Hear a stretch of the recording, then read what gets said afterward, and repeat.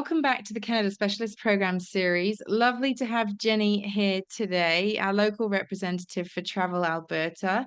Jenni, over to you. Thank you very much, Charlie. So yes, for those of you that don't know me, I am Jenni, and I am the lucky person who represents Travel Alberta over here in the UK.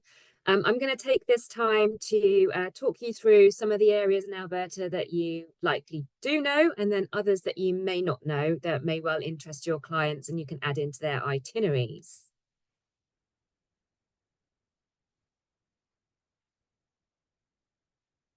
So starting up, for those of you that are new to Alberta, we're located in Western Canada with the Canadian Rockies to the west, and then we have the prairies and Badlands to the east of the province.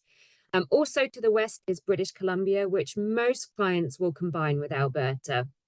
So when clients say that they want to go to the Canadian Rockies, it is Alberta that they are picturing. It's those towering mountains, Banff, Lake Louise, the Icefields Parkway. Our international gateway is Calgary. We have direct flights from London Heathrow with Air Canada and WestJet. And then also WestJet flies to Calgary from Edinburgh in the summer months. So as well as those amazing Rocky Mountains, Alberta offers more epic scenery. We've got more than 50 species of wildlife. We have bears, bighorn sheep, elk, moose, wolves, birds of prey. We've got 2 of the world's largest international dark sky preserves. That means great stargazing, and clients may even get the chance to see the Northern Lights.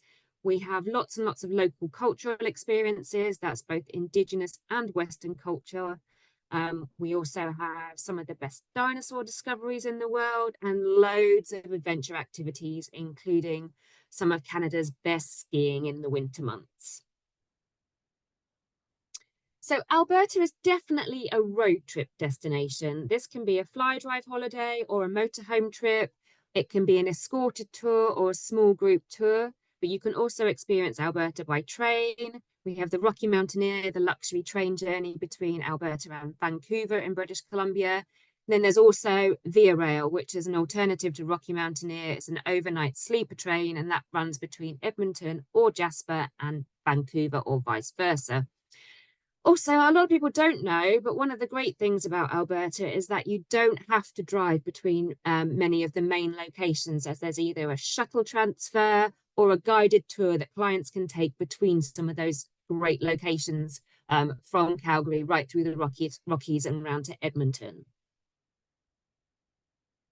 So let's start in Calgary. So Calgary is located to the south of Alberta, and it really sits dramatically between those Rocky Mountains and the prairies. It's got a lovely, vibrant downtown area, but also some great character-filled neighborhoods with local coffee shops, bars, restaurants, and shopping. Some of the main attractions include the Sam Centre, which is brand new, open this year, and it tells the story of Calgary Stampede year round. It's very immersive and interactive with lots of exhibits and experiences for your clients. There's also the Calgary Tower in the heart of downtown. That's nearly 200 meters above ground. It's got a glass floor area that you can look down into downtown, and then also 360-degree views of Calgary and beyond to those prairies and Rocky Mountains. We also have Heritage Park Historical Village. That's a living history experience. You can learn all about the early days of Western Canada. There's over 180 buildings and exhibits throughout, and it's a really good introduction to clients' Alberta holiday and Canada in general. So I've already mentioned it in passing. Calgary Stampede is arguably one of the best known activities in Calgary. It's a 10-day rodeo, a complete extravaganza in early July. It's known as the greatest show on earth, and the whole city goes Stampede crazy. So it's way more than just the rodeo. It's fairground rides, it's concerts, there's award-winning food stalls, there's arts and crafts stalls and shopping. There's an Indigenous village and powwow performances and competitions. And then every evening, there's an evening show with music, live performances, dancing, drone show and fireworks. And you can actually pre-book this for your clients There's various packages available for Stampede, which is a really, really great thing for you to be able to do. So let's head west into the Rocky Mountains, and it's only about a 90-minute drive until you're in the heart of the Rockies and Banff National Park. So Banff itself is a really lovely mountain town. It's got lots of hotel options as well as shops, restaurants, and bars. Some of the top things to do in and around the Banff area are the Banff Gondola.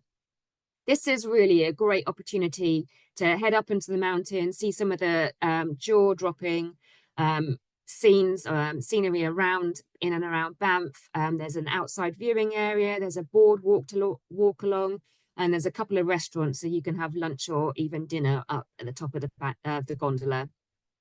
Lake Louise is half an hour or so up the road. It really is the picture postcard image of Alberta and probably one of the most photographed lakes in the world. It is absolutely stunning.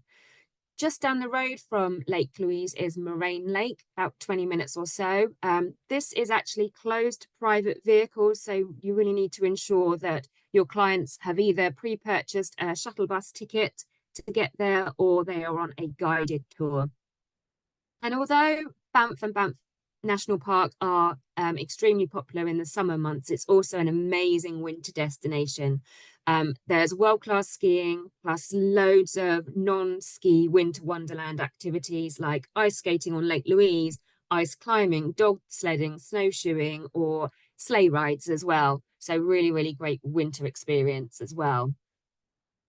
Heading north from Lake Louise, you join the Icefields Parkway. And now this links Lake Louise with Jasper, and it is rated one of the top drives in the world. It's stunning. It just blows my mind. So although it's only a 3-hour drive, we really recommend a full day to do it justice. Towering mountains, there's sweeping valleys, there's more than 100 glaciers along the way, waterfalls, emerald lakes, lots of pullouts to take photos, things like that, and also a great chance of seeing wildlife, including bears along the way. So there's a couple of main attractions for clients to stop at. There's the Glacier Skywalk Bridge. This is nearly 300 meters above the valley, so glass bottom again, not for the faint-hearted for sure, but really fabulous views. Then there's also the Ice Explorer Tour. So these are specially adapted vehicles that take you on top of the Athabasca Glacier. You can get out, walk around, and to give you an idea, that glacier is as thick as the Eiffel Tower is tall. So it's pretty big. At the end of the Icefields Parkway, you have Jasper, which is a small, authentic mountain town, got a very nice, relaxed vibe to it. And then the surrounding area is Jasper National Park, which is the largest national park in the Rockies. It's a UNESCO World Heritage Site, and it is also the second largest dark sky preserve. Again, that stargazing is amazing. You've got really great opportunity to see wildlife in and around Jasper and Jasper National Park. There's more than 50 different species in the area, so it's almost a sure thing that clients will see wildlife. There's even herds of elk that wander around the town. So a couple of the top things to do when you're in the Jasper area is, again, take the Jasper Skytram to the top of the mountain. You're going to get a bird's eye view of the surrounding mountains and the town itself. And then also Moraine Lake is 30 minutes drive or so outside of Jasper. You can either walk along the shoreline or you can take a boat trip to Spirit Island as well. That's one of the well-known things to do in and around Jasper.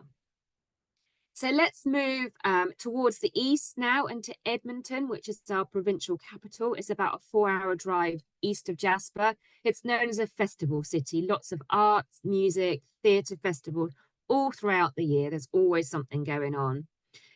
Edmonton River Valley runs through the heart of the downtown area, and it's North America's largest urban parkland.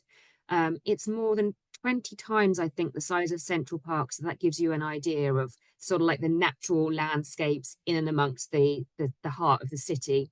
So you can rent bikes, you can paddleboard along the river, go for canoe trips along the river, even hire a Segway to wander around the area. We have the Royal Alberta Museum, which is the largest museum in Western Canada, and you can really learn a lot about the province's history at the museum. And Edmonton is probably Canada's best shopping destination. Alberta itself has the lowest sales tax in Canada at just 5%. And we have two great shopping destinations. West Edmonton Mall has over 800 shops and loads of entertainment to go with it, like ice skating, fairground rides, and all sorts. And then we also have a premium outlets right by the airport. So if clients want to do their souvenir shopping, Alberta's the place to do it. Okay, before I finish, I just wanted to touch on a couple of other areas in Alberta that are easy to combine with the Rockies. Not far from Edmonton is Métis Crossing, and that's one of Alberta's Indigenous highlights. It's a cultural gathering centre. It's got a lodge and recently opened sky domes that you can stay in. There's lots of different Indigenous experiences here, including like storytelling, bead making. They do plant walks, stargazing, fireside chats as well. Really, really immersive. And you can book like 2 or 3 night package stays. Another highlight is about 2.5 hours east of Calgary. It's Dinosaur Provincial Park, also a World Heritage Site. This is home to the world's most important fossil and dinosaur discoveries. And some of these date back more than 75 million years. Really, really fascinating. I definitely recommend booking a guided tour that takes you into the protected area. They're going to show you how to hunt for fossils. You can see where some of their major dinosaur discoveries have been made. And if you're lucky, you'll be able to view some active dig sites in the distance. And the great thing is, if you do find a fossil, chances are you can take that with you, because there's so much more there that they're really uninterested in what tiny little thing that you found, which is fabulous. And then finally, Waterton Lakes National Park is in the Southern Rockies, about 3.5 hours drive south of Calgary. It's right on the border with Montana in the USA, and it borders Glacier National Park in the USA. So it's a chain of amazing lakes which are surrounded by the Rocky Mountains. You've got an epic scenery again, colourful rock formations, waterfalls, loads and loads of wildflowers as well. There's also plenty of wildlife, including bears, wolves, bison, elk, all sorts. It's a great option if clients really want to immerse themselves in the Rockies, or if they've been to Banff and Lake Louise area before and they want to go back. It's a great little addition for them to see. So that's everything from me. Thank you very much for taking the time to join us. Back to you, Charlie. Thank you so much, Jenni. As always, it's short and sweet, a quick overview of a province in 12 minutes. But thank you so much. It's great to see, that places that everybody probably knows about, and also some maybe lesser known off the beaten track places too.